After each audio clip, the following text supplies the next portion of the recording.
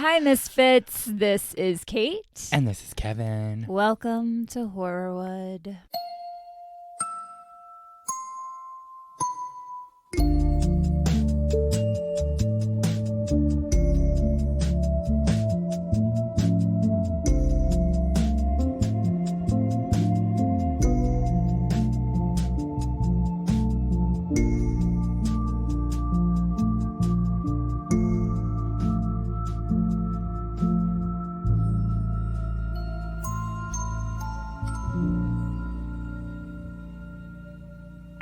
Any business to cover today, so I think we're just gonna jump right the fuck in. And I want to start by giving a content warning for the death of an innocent black man at the hands of the LAPD. Here we go. Okay. Anthony Dwain Lee was born on July 17th, 1961 in Redding, California, and grew up in Sacramento. He had a younger sister named Tina, and by all accounts, it seems they were close and got along well. Great.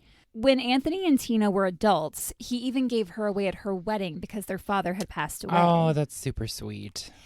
Anthony attended Valley High School in Sacramento, which apparently must have a great sports program because I looked it up and several NFL players have come out of that school, including a Super Bowl champion. So... Which Go one? off Valley High. I don't remember the name because I wouldn't recognize it. I just wanted to sound like I was like gonna shoot the shit about sports. I was like, do you care which one, Kevin? I really don't. I didn't find anything suggesting Anthony was into sports, although standing at a towering 6'4". Damn. His height would have likely given him an advantage had he been. Yeah. All tall people don't have to do sports. Oh, though. yeah, I'm not saying that. No. I wasn't. I'm just saying that in general. Like, it feels like someone sees someone of a certain height, and they're like, "So you played basketball?" Right. And they're like, "Actually, no. I'm a concert pianist." As a teenager, Anthony grew kind of bored of high school. I get it. Yeah, I think he was kind of restless and was looking for some excitement. Mm-hmm. He found it in Sacramento's gang scene, unfortunately. Well, that's not where you look for some fun, right? It's not the ideal location. I mean, bowling alleys, strip malls. And that's it? That's the end of your list? That's where I find fun. Good times. Anthony joined the Crips.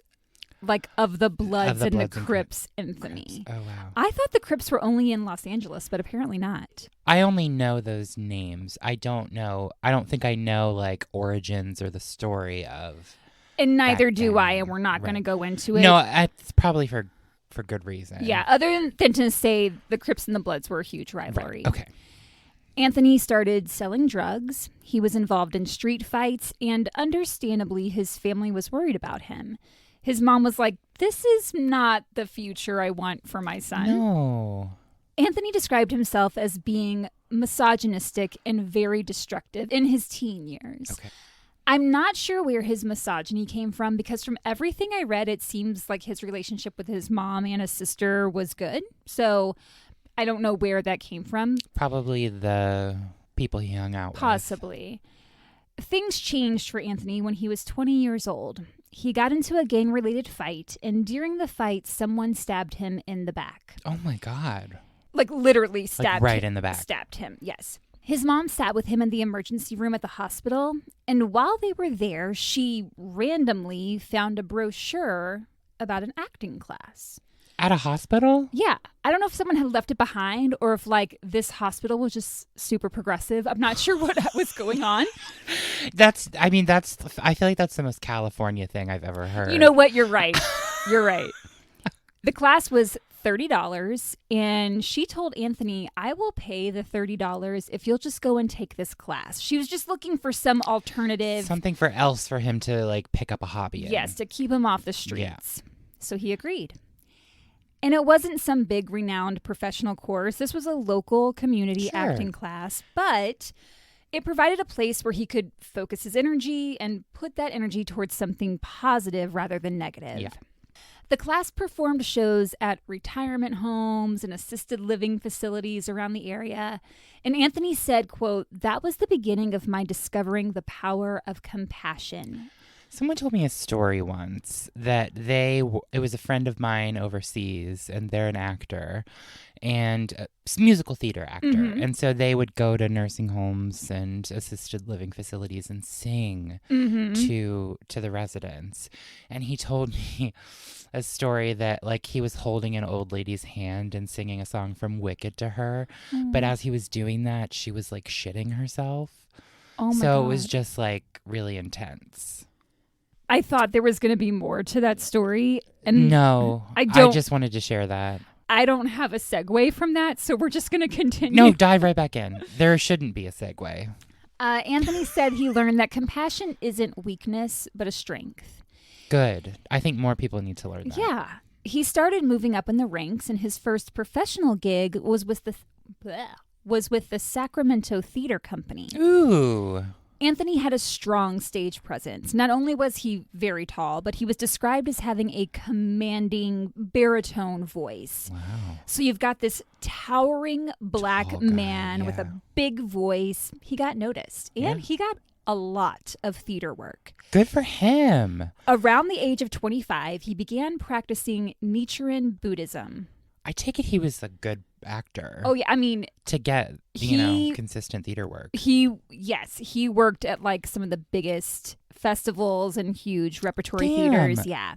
Congrats to him. That's amazing. So around the age of 25, he began practicing Nichiren Buddhism, which is a form of Japanese Buddhism that emphasizes self-empowerment and personal transformation. Great.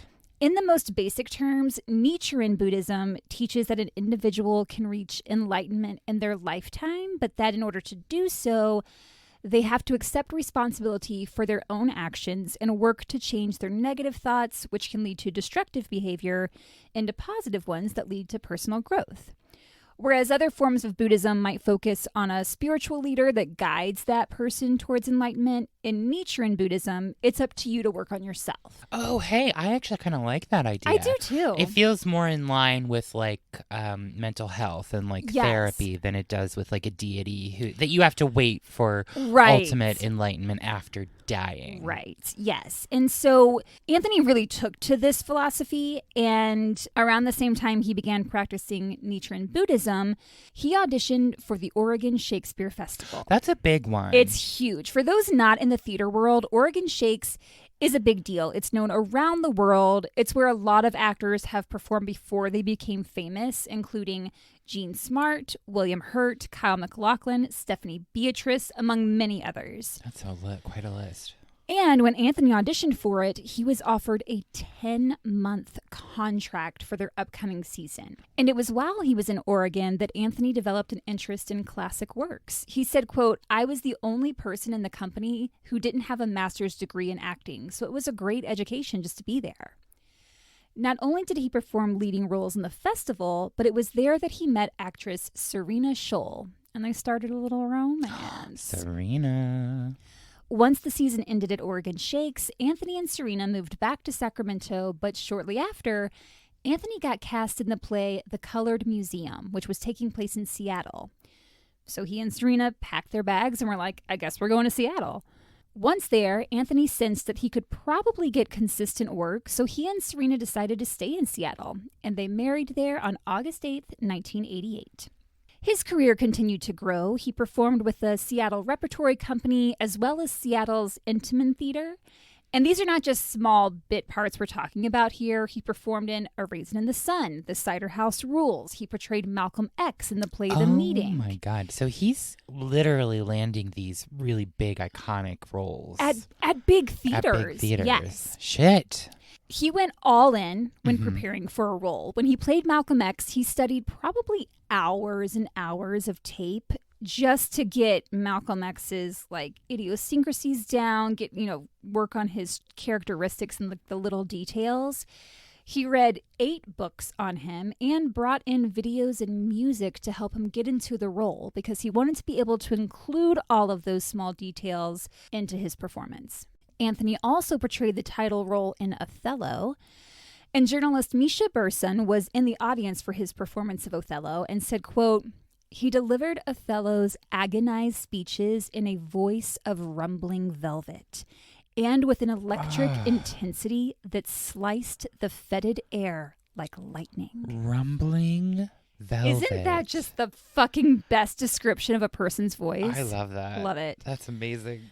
In a 1993 interview with the Seattle Times, Anthony's longtime friend Tim Bond told that same journalist, Misha Berson, "Anthony's just a no-nonsense kind of guy. He's very clear about his goals in life, and he goes after them with gusto." Nice. In addition to his work on stage, Anthony also dedicated his time to helping Seattle's at-risk kids. He helped create a play with Seattle Rep that toured around to different schools to bring theater to kids that might not have the opportunity otherwise. And the students really looked up to him. Tim Bond, his friend I mentioned earlier, said, quote, "When Anthony talks to kids, they listen. He's very much a role model in the way he carries himself with dignity and quiet authority." I think he was able to draw from his own past and his experiences with the gang and show kids that it's possible to turn your life around. Anthony said he wanted to let other people know that you can dream a dream and make it come true. Like that song from Les Mis. I Dreamed a dream in time gone by. That's exactly like that.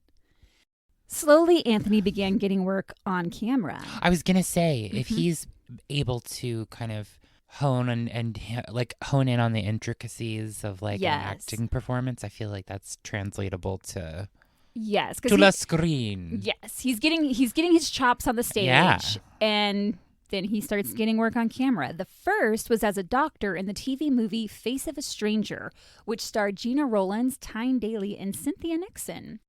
It was 4 years before his next on-screen credit. He did one episode of a short-lived series called Under One Roof, which was set in Seattle. Around that time, playwright Mitch Hale was workshopping his new play, Buffalo Soldier, in Seattle, which Anthony was a part of. The play had its official staged premiere in Los Angeles. So Anthony moved to LA and appeared as one of the leads in the show, and he ended up winning the LA Weekly Award for Best Actor. Unfortunately, the following year in 1996, Anthony and Serena divorced. However, his career continued to grow. It seemed like now that he was based in LA, he was getting more and more opportunities to appear on camera.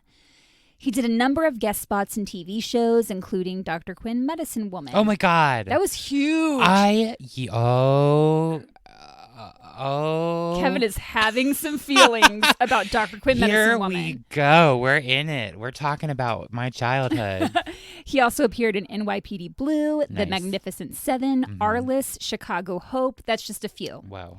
He was also getting film work. Some were TV movies like The Second Civil War and Little Richard, but he also got a role in Liar Liar starring Jim Carrey. He played a lawyer at the beginning of the movie, I believe. Okay. Then in October of 2000, he got the guest starring role of Mr. Florea in an episode of ER.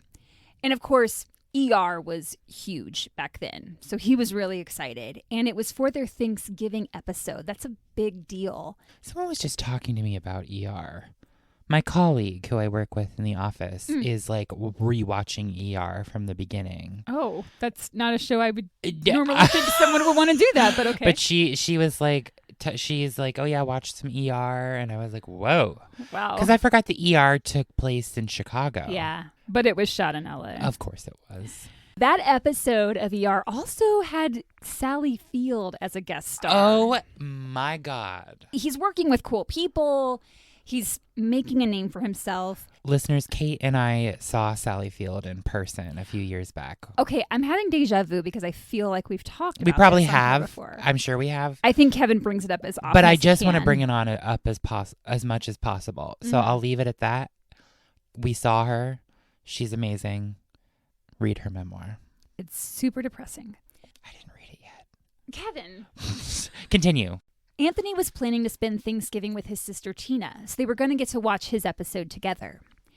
On Friday, October 27th of 2000, not long after taping his ER episode, Anthony became a district leader in the Buddhist organization he was a part of, and that was huge. From what I can tell, it's like a ceremony where he was the guest of honor. His friends showed up to witness this special moment for him. And some of the kids he had mentored through his community outreach program were also there. So it was a really special day. That night, he attended a Halloween party hosted by a friend of his. And he's feeling good. You know, he's got a lot to celebrate. This party wasn't just any little Halloween party. It was at a mansion, for one thing. That sounds like fun. Oh, I want to go to a Halloween party at a mansion. But you might not want to go to this one on October 27th. Oh, I forgot 2000. This was a Halloween. Oh, no. 9701 Yoakum Drive is located in Beverly Hills, 90210. We talk about Beverly Hills a lot, I feel like. Well, that's because this podcast is called Well, no, Horrorwood. I know that. But, like, there are different parts of Sure. LA and Hollywood, right? Yeah. Oh, there's plenty. Yeah. This particular house is nicknamed the Castle. And when you see the picture I'm going to post of it, you'll understand why. It's very castle-like. It's over 5,000 square feet. And at the time of this party in 2000, it was shared by 5 guys who were renting the property. Got it. In Marietta, Ohio, where my mom is from, there is a historic house called the Castle. Oh. Which I grew up around. And it was kind of a big old mansion-y style house on like a residential street. And so we'd always drive by it really slow because I was convinced it was haunted. Was it? I don't know. I'm going to look that up. You should. The guys renting this property were Tony Alfaro, Anthony Anselmi, Greg Dave, Richard Hull, and Jeffrey Denton. Jeffrey Denton was friends with Anthony Lee and is the one who invited him to this party. Jeffrey was also an actor. Because of its size and location, the castle had been known to be a party house, even before these 5 guys began living there. And according to neighbors, the previous tenants had a tendency to let things get pretty noisy. You said 5 guys, and I immediately wanted a hamburger. I thought about it when I typed those notes, and I was like, should I reword that? But no. No. I love it. Go, continue. Apologies. So in preparation for this Halloween party, these 5 guys wanted to make sure that they were being respectful of their neighbors. Oh, well, that's nice. Exactly. And I will say they really went above and beyond. One of those neighbors, David Kornblum, said the guys went out of their way to be accommodating. They held a meeting with all the nearby residents to let them know they were going to be hosting this party. They wanted to give them a heads up and be like, hey, this is happening. One of those neighbors was known to have an issue with the parties that had been held there in the past, so the guys even offered to put that person up in a hotel for the weekend. Oh my God, I would take that. I would too. Hell yeah. Even if I was okay with it, and they were like, hey, we'll put you up. I'm like, yes. I'd be like, cool. To the hotel. Great. Staycation. And because parking at the location was already scarce, because we're talking the Hollywood Hills, so those streets are narrow. You're usually parking on the street. Oh, you are? So it's all pretty much full. Yeah, or you get like one space of a driveway. So the guys assured everyone that their guests' cars would not block the street or anyone's drive, and hired a valet for guests and provided a shuttle that would bring them up to the house. They also hired private security for the party and even invited the neighbors to attend the party if they wished. They really, really tried to think of everything. Amazing. Some of those neighbors did attend, David Kornblum being one of them, and he stated, quote, "It was not a loud, out-of-control party, but there are 1 or 2 neighbors who don't like the parties no matter what." And you're always going to have those people. I mean, it's like tough titties, though. Like, I mean, things are going to happen when you live next to people. And this is also Halloween weekend. It's a Friday night. Expect it. Don Resnick, another neighbor who also attended the party, described the guests as, quote, "a yuppie kind of crowd, entertainment industry type people." Both she and David Kornblum estimated the number of partygoers to be about 125. That's a crowd. That's a crowd, but there's also 5,000 square feet. There's several rooms for them to go in. And yes, some were mingling outside, but just remember 125. Everyone is dressed in costume for Halloween. Anthony wore a black hooded sweatshirt with a black vest over it, khaki pants and black boots, and a red devil mask that had a black hood attached to it. And he mostly kept his mask pulled up and back on the top of his head because who wants to wear a plastic Halloween mask all night? Yeah, I wouldn't recommend it. I have a werewolf mask that I tried to keep on at a party once, and it was just stifling. You let me borrow that werewolf mask for a show that I attended. Oh, that's right. And I sat in the audience with it on the entire time. Isn't it uncomfortable? I never took it off. And when Matt tried to introduce me to his friends after the show, I still did not take it off. And so they never knew who I was when I met them the second time. I love that. I wore that costume to a Halloween party at a house that I didn't really know everyone. And so when the person came to answer the door, I had it on and they were like, I'm sorry, who are you? Like kind of nervous. Yeah. And I was like, oh my God, and I took it off and I was like, it's me. So you identified yourself when you were at the door. You can cut that out. No, it's interesting because some people should identify themselves. Oh, yeah. When they come to the door. Oh, the way Kate said that, listeners. In the pocket of Anthony's vest was a pack of cigarettes that also contained one joint and a jar of Blistex. Sounds like a good time. In addition, he carried a rubber prop gun, which he kept tucked in the waistband of his trousers. We don't know why he carried the prop gun with him. Perhaps he didn't have a pitchfork to go with his devil costume and felt it was the next best thing. We have no idea. Was the rubber gun only for that night, or did he carry that regularly? Unclear. Okay, no worries. The party began around 8 or 8:30 that evening, which means it didn't start popping until 9:30, probably. Costumed guests began arriving and getting shuttled up to the residence where there was music and drinking and a bit of drug use, if we're being totally honest. It is a Beverly Hills Hollywood party. At 9:56 p.m., the LAPD's West Los Angeles division received a call of a noise complaint. The caller stated a loud party was taking place at the home dubbed the Castle. At 10:04 p.m., the LAPD assigned a patrol unit to investigate the complaint. By 11:18 p.m., no officers had been dispatched, and an LAPD operator tried calling that neighbor back that had made the complaint to see if police were still needed, but the operator didn't receive an answer. The call was eventually canceled because the West Los Angeles police station had other more important shit to deal with that evening. It's Halloween, right? Exactly. Meanwhile, partygoers are unaware a complaint has been made. They're just having a good time. Anthony and his friend Jeffrey Denton, one of the residents and hosts, was chatting with William Fry. I'm going to go with Fry, a friend of Jeffrey's and an acquaintance of Anthony's. They were hanging out up on an upper floor patio when Anthony took out his fake gun and showed the guys. William asked him, "Why would you bring a gun here?" And Anthony said, "It's not a real gun," and put it back in his waistband. Beginning at midnight, the host had arranged for shuttles to take guests from the castle residence to a club for a second party. And these shuttles were going to run from 12 to 3 a.m. So people are starting to gather outside, making their way to the shuttles. At 11:53 p.m., police received a second noise complaint from one of the castle's neighbors. This was from a different phone number, and it's assumed it was not the same person that called the first time. It sounds to me like the noise complaints occur when the majority of people are arriving or leaving the party. Okay. Because during those times, you're going to have groups of people. People are going to be outside. Gathered outside. That's when it's going to be the loudest. Because they're being shuttled. Right. This second caller told the operator that there was a large number of people inside and outside the residence and stated that illegal drug activity might be taking place both inside and outside the party. This person sounds like a real drag. Chill.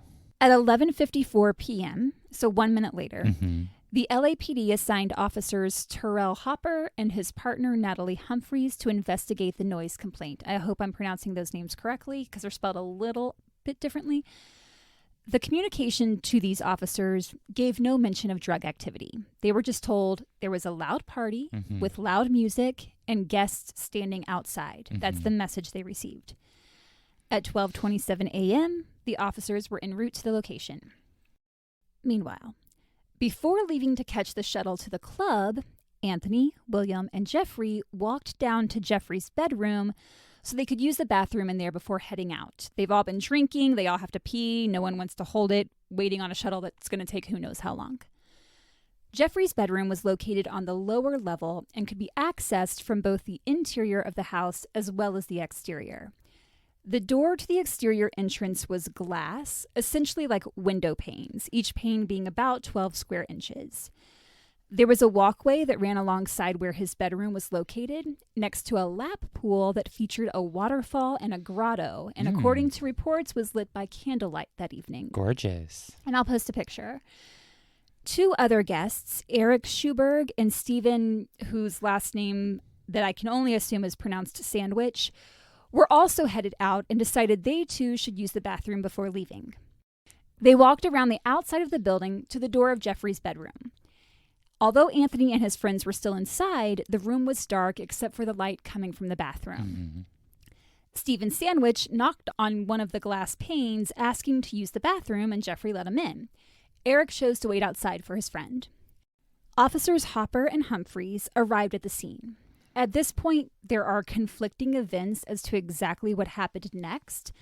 So I'm going to start with Officer Hopper's account, followed by what other witnesses said. When Hopper and Humphreys arrived at the location, they parked up by the house and saw a large group gathered outside. Both officers got out, and Hopper asked the group, again, just a reminder, this is Hopper's account. Yes. Both officers got out, and Hopper asked the group if they knew where the homeowners/hosts of the party were. Hopper said no one could provide any information as to who the hosts even were, let alone where they were. As he and Humphreys walked up the driveway, they kept asking the whereabouts of the hosts, but no one could provide any information. He and Humphreys then went inside the house, inquiring about the hosts, but again, received no information. So apparently just like no one knows whose house this is. They're all just partying. The officers then started walking from room to room, and Hopper claimed that every person he asked had no idea who or where the hosts were. Hopper said he then heard, quote, some ruffling and some noise directly behind them outside. They walked out to investigate and found themselves in the walkway next to the lap pool. Hopper saw a white man, this was Eric Schuberg, standing outside and, quote, staring intently into the house through the panes of the glass door. Hopper approached, and as he did, Eric stepped back. Hopper looked into the room, and although it was dark, he could see 3 men inside. 2 of them, Jeffrey and William, were white. The other man, 6 foot 4 inch, 250-pound Anthony, was black. It should also be noted that Officer Hopper is black. Hopper took out his flashlight, shining it into the room. And if you're standing in a dark room and someone outside shines a flashlight at you, you're not going to be able to tell who that person is. Jeffrey stated that when the flashlight came on, it was difficult to see outside, and he said, "Hey, who's there?" There was no response. Hopper said with the flashlight shining, he saw what he believed to be a drug transaction taking place between Jeffrey and Anthony because they were, quote, facing each other with their hands outstretched toward one another. William later stated that the 2 guys were shaking hands. Hopper said when Jeffrey looked in the direction of the flashlight, he pulled his hands away, raised them in the air, and stepped backward. Which makes me ask, really? Because he couldn't really see you, so even if this was a drug transaction, I don't think his mind would immediately go to, oh, this is a cop. No. What happens next is Hopper's account that he gave during his interview. He said, quote, the male, black, turns and looks towards the glass door where I'm positioned. He looks directly at me and we make eye contact. Almost simultaneously, upon making eye contact, he reached for his waistband with his right hand and removed a blue steel semi-automatic handgun. At which point, fearing for my life, I drew my weapon from my holster, and after he removed the gun, he pointed the weapon, his gun, right at me. And fearful for my safety and my life, I fired my weapon, my service weapon. During this entire time, it happened very, very quickly. His gun was continually pointing at me. I fired my weapon, continually assessing the situation, and it was very, very rapid, and I fired. And he never dropped the weapon. He never made an attempt to drop the weapon or anything. The weapon stayed pointed toward me. While firing, I'm moving backwards toward a position of cover, and as this is happening, I recognize that my weapon is out of battery. In other words, out of bullets. Of the 9 bullets fired, Anthony Lee was struck by 4 of them. Curious, though, is that despite Hopper's claim that Anthony kept his gun, his fake gun, pointed at him during this entire time, all 4 bullets that hit Anthony hit him on the backside of his body. One was to the back of Anthony's head, traveling from about 3 inches from the top of his head to below his right ear. This was actually a non-fatal wound. Another bullet entered the left side of Anthony's back and exited through the back of his left shoulder. Again, this wound was non-fatal. A third bullet hit Anthony on the right side of his back, perforating his left lung and causing it to collapse, then exiting through the front side of Anthony's chest. This was one of 2 fatal wounds. The other was caused by a bullet that entered the right side of Anthony's back, traveling through the right kidney, then the right adrenal gland, then liver, tearing through his abdomen, his esophagus, his heart, before becoming lodged in the left side of his chest.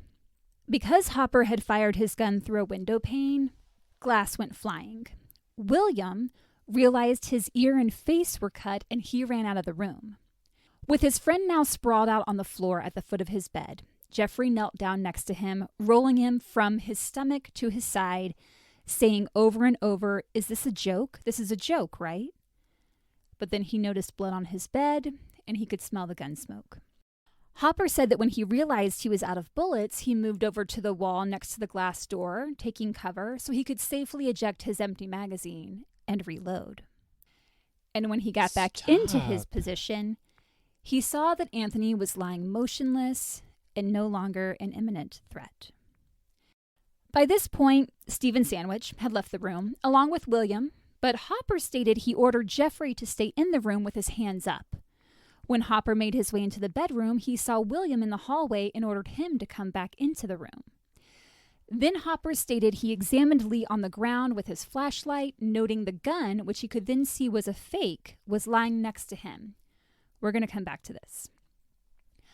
Hopper and his partner, Humphreys, called for additional police units and paramedics, and when emergency crews arrived at 12:55 a.m., they found no signs of life from Anthony.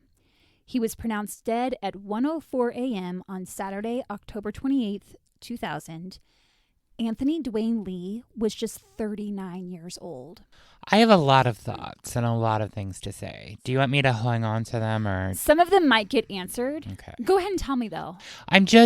This is ridiculous, just to start off with. Number 1, it's a Halloween party. Number 2, they didn't know the cops were there.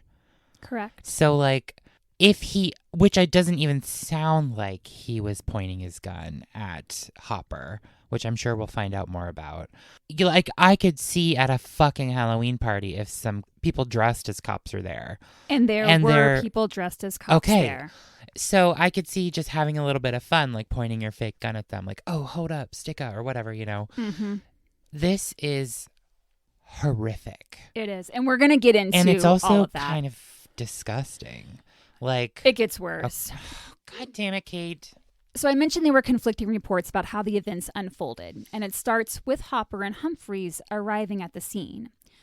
Hopper stated he asked multiple people where he could find the host, but not one of them knew who the hosts were or where they could be found. Well, and everybody's drunk, too.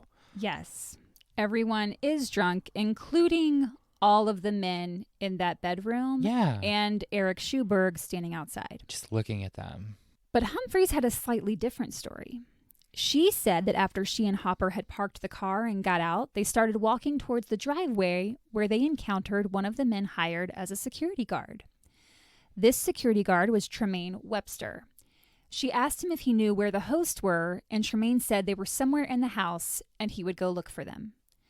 She states that she and Hopper followed him up the drive and into the house, where she states she, quote, lost sight of him. So she and Hopper began wandering around on their own. She eventually noticed a door leading out to that walkway, and she and Hopper decided to go and have a look around. And then her account basically matches up with Hopper's as to what happened next. Tremaine Webster, however, one of those security guards, stated the officers did approach him and asked him the whereabouts of the host. Mm-hmm. He pointed up towards the house and said somewhere in there, but says he never walked with them up the driveway and never entered the residence. He said he'd been hired to stand by the gate at the end of the driveway and make sure the shuttles were operating in an orderly manner as they brought guests to and from the house. There was another security guard, Tremaine's friend, James Partey. James Partey, or Partey, also gave a statement, although it does change. Originally, he said he was the only guard at the party and only heard about the shooting from a guest as they ran out. But later, he stated the reason he said he was the only guard is because his friend Tremaine had criminal charges pending against him and didn't want to be part of the investigation. In James Partey's second statement, he said he had been down by the parking area because his job was to go back and forth between the driveway and the bottom of the hill, checking on the parked cars and overall making sure things were running smoothly. Mm-hmm. He said when he got back up to the gate, Tremaine informed him that officers had arrived and were looking for the owners. James said he met the officers inside the house and told them he would go look for the owners. He said he went upstairs and after a few minutes found one of the hosts and was letting him know that police had shown up. While he was talking to him, he heard what ended up being the gunshots. So you have Officer Hopper, who said he asked multiple people about the host and no one gave him any answers. Okay. To a guy running security who said he left the officers waiting inside the house while he went to get a host. In every instance, partygoers claim the officers never once identified themselves. The officers also didn't have a search warrant, so the fact that they just wandered through the home without IDing themselves, checking out the different rooms, feels a little bit illegal. I mean, it's a private party and it's private property. I don't know I don't know the laws, but it doesn't sound like you did. I looked it up. They can't do that? They cannot do that. Okay. I mean, that makes unless sense. they have valid reason to think that someone is in imminent danger, that they need to go and get that suspect. But they're just responding to a noise complaint. There are no suspects. Ballistics tests conducted determined that the amount of time it took for Officer Hopper to draw his gun and fire all 9 bullets was about 2 seconds. What the fuck? 2 seconds? In that 2 seconds, he stated that Anthony never stopped aiming his gun at him and that he, quote, continually assessed the situation. How are you assessing a situation if you were just unloading 9 bullets rapid in 2 firing? Seconds?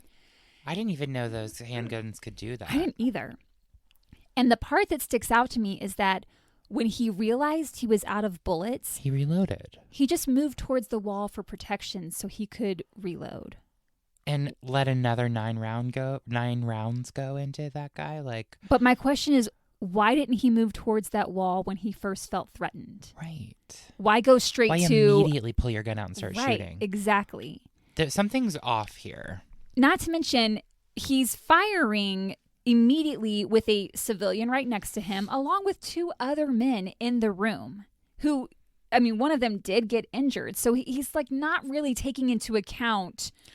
He's just firing. It doesn't feel like things necessarily should go in that order. I mentioned that Hopper said he ordered Jeffrey and William to stay in the room. Yeah. And that's when he saw the gun lying next to Anthony and determined it to be fake. But Jeffrey doesn't mention any of this in his statement. He said after the shooting, he was ordered out of the room and wasn't allowed back in until the investigation was complete, which makes more sense. He also stated he never saw Anthony pull the gun from his waistband, nor did he see it lying next to him when he knelt next to him and rolled him over. William said he did see Anthony take his gun out, but he never raised it up, nor did he point it towards the flashlight. He said that he realized he'd been cut, he ran out of the room, but he went back in and saw Jeffrey down by Anthony. He ran out of the room again and was treated by paramedics when they arrived. Mm-hmm. Did Anthony pull out his gun and aim it, or didn't he? I don't think it matters. Did he think the person holding the flashlight was just another party guest? Of course he did. Trying to scare them for some reason. There were a few people at the party dressed in costume as LAPD, and because the officers never identified themselves, the guys in the bedroom had no way of knowing the police were at the house. Did Hopper order everyone to stay in the room, contrary to the statements given by both Jeffrey and William? Mm-hmm. Or did he order them out, examine Anthony, and get extremely lucky when he found a gun, fake or not, tucked into Anthony's waistband, then planted at Anthony's side? Probably. I'm not saying that's what happened, but it is plausible. Yeah. It's hard to know. Police stated there were several hundred people at the party when Hopper and Humphrey showed up, which contradicts the neighbors' claims that it was around 125. Other partygoers stated at most there were 200. And yes, that is a lot of people, but it's significantly less than several hundred. Yeah. When LAPD spokeswoman Charlotte Broughton was questioned whether or not Hopper shouted a warning before he began firing, she refused to say, which means he did not. She defended Hopper, saying, quote, "If you feel your life is threatened, you react in the way you were trained." City Councilwoman Jackie Goldberg, however, criticized the officers for wandering through the house rather than waiting by the door for the hosts, saying, quote, "This was a complaint about noise. No one should be dead." The LAPD was quick to label Anthony a suspect. Anytime they referred to him, they would say, "the suspect XYZ." Fuckers. Something his friends and family vehemently opposed. And of course, the narrative was that this tragedy was somehow Anthony's fault because he aimed a gun at an officer. That's what they're trying to put out there. Police Chief Bernard Park said, quote, "You put an officer in a very tough situation to try to determine whether it's a replica or a real gun." Chief Park said Hopper didn't have time to shout a warning. Yes, he did. And said Hopper was also a victim here. Take away the uniform, and it's one man murdering another man. That's what this is. The LAPD conducted an internal investigation. Internal being the key word. Mm-hmm. And no surprise here, found no wrongdoing by Officer Hopper. How? Because it was an internal investigation, Kevin. How, Kate? There was that pesky little fact that Anthony had been struck in the back, and the LAPD said, "Oh, he can explain that." How? Tell me. LAPD hired expert Dr. William Lewinsky, who had extensive experience on the subject of officer-involved shootings. And he conducted a bunch of tests that I won't bore you with and concluded that of the 9 bullets fired, the first 5 must have missed, allowing Anthony time to turn away from the gunfire, which caused the remaining 4 bullets to strike him on his backside. 3 in the back, 1 in the back of the head. How? In 2 seconds, 9 bullets came at that guy. Mm-hmm. How is he flipping around and... And the thing is, it's impossible to know whether or not those first 5 bullets missed, or if some of those were of the 4 that hit Anthony. Exactly. You cannot determine that. That's such fucking disgusting bullshit. And obviously, like, you have to know, like, where the bullets went in, because it doesn't sound like all of them shot out through him. Like you said, 1 got lodged in him. Mm-hmm. So you would see where that went. This is disgusting. It's disgusting. I hate this. I fucking hate this. And they're trying to cover it up to save their own asses instead of taking, any kind of blame for it. Exactly. They fucked up. They fucked up. Own it. The LAPD protects their own. And the district attorney... Is that why they have such a cunty reputation? Yeah. And in the time of this crime, because I do say that it was a crime, what this officer did... It's a murder. They were already under fire for a lot of issues regarding race and planting evidence and that kind of thing. I'm not going to go into all those reports. You can look it up if you want to know more about what was happening with the LAPD at this time. But needless to say, they weren't a squeaky clean department. Yeah. And the district attorney agreed with the findings, stating Officer Hopper acted in lawful self-defense and was justified in the killing. Ironically, according to Anthony's friend Mary Lynn, his biggest fear in life was being killed by cops because he was a tall black man. Yeah, no shit. The day after his death, his sister Tina hired attorney Johnny Cochran, famous for serving on O.J. Simpson's defense team. Cochran filed a $100 million wrongful death lawsuit against Hopper and the LAPD on Tina's behalf. Good. What's interesting, Tina worked as an assistant to the police chief in Sacramento, which was just like wild when I found that out. And she criticized Chief Parks for trying to sway public opinion about her brother before all the facts were known. She told the LA Times, quote, "This whole thing makes me concerned about the truthfulness of the department. The whole press conference they put on saying that my brother pointed the gun at that officer, a view I never supported, trying to sway public opinion, they showed a callous indifference to the taking of a life." And she's exactly right. Johnny Cochran said, quote, "LAPD has never seen a shooting they didn't think they could justify." Wow. Eventually, officials settled the suit for $225,000. And even though it was far less than what she asked for, Tina said, "It's not the money, but the message that matters." She said, quote, "If it makes them hold their officers just a bit more accountable, if they take more seriously investigating officer-related shootings, then at least it's a step in the right direction." Jeffrey Denton also filed a lawsuit against the LAPD for trespassing and post-traumatic stress, and William Frey sued for the injuries he incurred from the shooting, as well as post-traumatic stress. You know what? Let me do a quick little search because I couldn't find anything at the time if either of them won their case. Okay. I'd be curious to find out. Yeah, I still don't see anything regarding the outcomes of those suits. Okay. Might not have been public. Maybe not. When news spread of Anthony's death, people were shocked because... What year was this again? 2000. Okay. Because he was a Buddhist. He hated violence. He had just become a leader in his organization a few hours before this party. This was a guy who chanted twice a day for world peace. Yeah. The theater community really showed up. Those he'd worked with in Seattle were devastated by the news. His friend Tim Bond said he was, quote, "an incredible role model for a way to live a life." Mm-hmm. There was a vigil held outside the West Los Angeles police station to protest the shooting. Good. Nice. Initially, Anthony's death made national news. Sure. But a few days later, the presidential election between George W. Bush and Al Gore forgot about it. Took place. And that was such a close race, it dominated the headlines. Oh, I remember that. Multiple memorials were held, including in Sacramento, where he grew up, and in L.A. His friend Ramon McLean said so many people showed up for the memorial that they had to put TVs outside showing the service because not everyone could get in. Yeah. His Buddhist friends were there, along with his Baptist family members. He grew up in a Baptist household. Wow. And despite their different beliefs, they were all holding hands with one another. That's lovely. Anthony's girlfriend and several of his ex-girlfriends showed up. They all sat together and held hands. Mm-hmm. And when his final performance, his role on ER, aired that November, a bunch of them got together to watch it, and the show dedicated the episode to Anthony. Oh, that's nice. That's really nice of them. In article after article that I read, those that described Anthony all said he was a gentleman, easygoing, peaceful, charming, and gregarious. Mm-hmm. He made people feel good.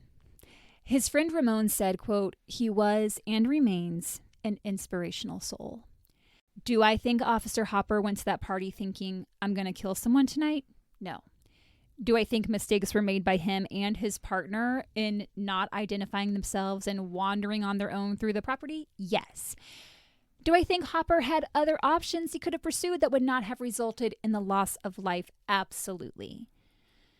And that's it, Misfits. It's a rough one. I'm kind of speechless here, Kate. Like that's a mess, and I don't understand. To me, there's not really two sides to this because there were precautions and measures that weren't taken by the police that resulted in Anthony's death. Mm-hmm. He wouldn't have known what was going on. Absolutely not. No one would have, except for the security guard. Mm-hmm. Who's like trying to find the host. Exactly. He straight up murdered him. Mm-hmm. I feel the same way. And the cop was just reacting to fear. And this cop was 27 at the time. It was his 3rd year on the force. Oh, I didn't realize he was like kind of a rookie. He's kind of a newbie. He had never been involved in a shooting, which I thought was interesting that this is his first. He immediately like goes whole hog. They had absolutely no reason to walk around the property and wander around. No. They never identified themselves. That is what is so bizarre to me, especially considering everyone is in costume and there are other people dressed as police officers there. Wouldn't you also need to see what was going on in that room, identify and say police, turn around, That's or the thing. police? He never did. Or, I mean, but you wouldn't even know if that's real because you don't know police are there. You just don't fucking know. Exactly. And remember, they're standing in the dark. They're getting ready to head out of this party. And someone outside shines a flashlight right in their eyes. They can't see shit. They can't see anything. So they don't know what's going on. Like, what the fuck? And then suddenly a man is dead. Yeah. In a matter of 2 seconds. Sorry, there should have been a criminal prosecution against Hopper. And I would also say, whatever her name is. Natalie Humphreys. Mm-hmm. No, I don't buy it. And nothing ever happened. That's it. That's it. They're fine. They're out there and they're fine. The LAPD was like, we'll investigate this ourselves and we'll just find people who can make us look good and agree with what we want to say happened. This has got to stop, Kate. This has got to stop. And it still happens consistently. Oh, yeah. And you see people on cell phone videos like who have just been shot in scenarios almost kind of the same as this one. There's no imminent danger. Exactly. There were no suspects to be chased at this party. You're at a Halloween party, motherfucker. It was people having a good time. I can't. I really can't. I don't. Something's got to give. There's got to be like more training. There's got to be accountability. I mean, we're learning this now. The accountability is the thing. We're learning this now, but I don't feel like people are taking it very seriously. And this is very like topical and has been topical for decades. Yeah. If not even centuries.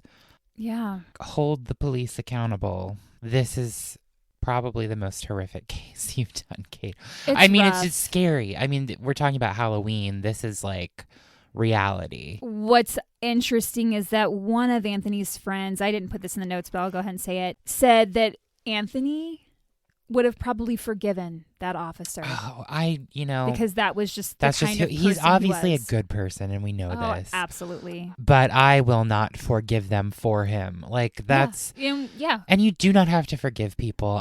But I mean, given his kind of spiritual beliefs that are grounded in reality rather than some cultism that you and I talk about a lot. Of course, he probably would have. That's it, guys. I know a lot of you will be attending Halloween parties this weekend. Be safe. Stay safe out there. Look out for each other. Have fun. That's the overall. That's how we want to end this. Let's have fun. Kate, I have my costume ready. I bought all the stuff. I'm probably just going to be in my skeleton onesie. I love it. And I'm going to have a full beat face of makeup. You know how like people say beat their face to put makeup on? It's like I literally have never heard that expression. Like no. you beat your face like. You can say it over and over. It doesn't mean I'm just going to say it until Kate says she understands. No, I mean, I'm going to have my whole face done up. Got it. Colored contacts. Oh, my. Get ready. I'm excited for it. Ready. We're going to be in this closet, spooking it up. We have to figure out how to film that. Yeah. I was also thinking of a joke when we were sitting here. I was like, okay, I haven't spent this much time in a closet since I was 15. I think it's pretty funny. It's hilarious. Thank you.